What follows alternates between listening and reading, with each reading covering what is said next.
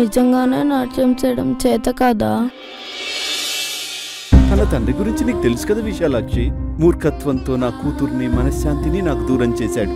ఇప్పుడేమో తన కూతుర్ని నాట్యానికి దూరం చేస్తున్నాడు.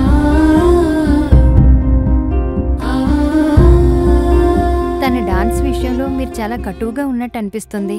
ఎన్నో వందల మందికి నాట్యం నేర్పిన గురువుని నేను. ఎవరి సత్తా ఏమిటో నాకు బాగా తెలుసు. నర్తనకు నాట్యం చేతగాదు.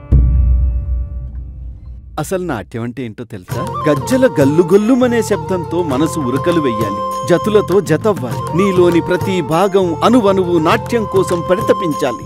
శ్వాస నిశ్వాసలు నీ నాట్యం కావాలి.